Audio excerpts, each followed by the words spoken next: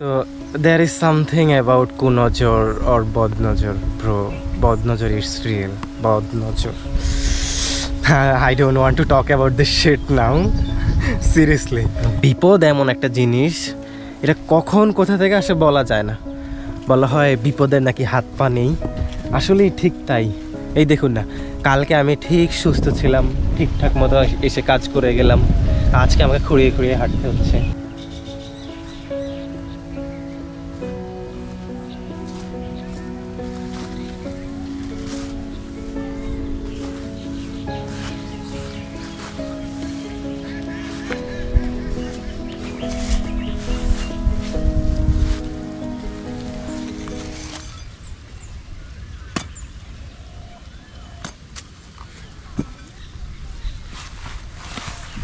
গ্রামের ভাষায় মূলত আমরা এটাকে বলি হচ্ছে থোড় বা কলার মোচা।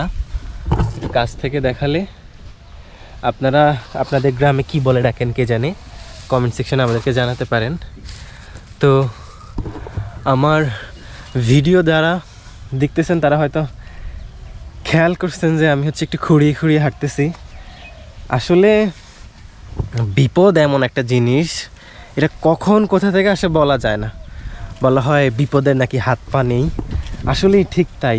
এই দেখুন না, কালকে আমি ঠিক সুস্থ ছিলাম, ঠিকঠাক মতো এসে কাজ করে গেলাম, আজকে আমাকে খুঁড়িয়ে খুঁড়িয়ে হাঁটতে হচ্ছে।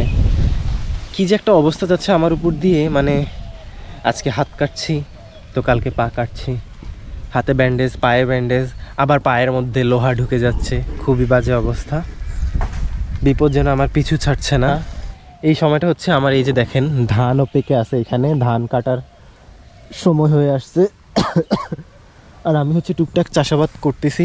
সবগুলো প্রজেক্টে এখন কাজ করার উপযুক্ত সময়, মানে এখন প্রয়োজন। আর এখনই আমার হচ্ছে পায়ের মধ্যে লোহা ঢুকে গেছে, আমি হাঁটতে পারতেছি না। মানে খুবই বাজে অবস্থা। দেখেন বারবার কাজ করে পা কেটে যাচ্ছে বলে আমি এরকম জুতা নিছি, যাতে হচ্ছে গিয়ে পা কাটা না যায়। আর কালকে হচ্ছে এই জুতা ভেদ করে লোহা ঢুকে গেছে। দেখেন অবস্থা, এত ভারী একটা জুতা ভেদ করে পায়ের মধ্যে লোহা ঢুকে গেছে। তাই আমার ফ্যামিলি বলতেছে তোর কান্ধে আসলে শয়তান উঠছে, বুঝছিস? তা না হইলে বিপদ কেন তোর পিছু ছাড়তেছে না। অন্যদিকে আমার ভাবি বলতেছিল যে তুমি এক কাজ করবা, সকাল সন্ধ্যা হচ্ছে গিয়ে সূরা নাস, ফালাক আর ইখলাস 3 বার করে পড়বা।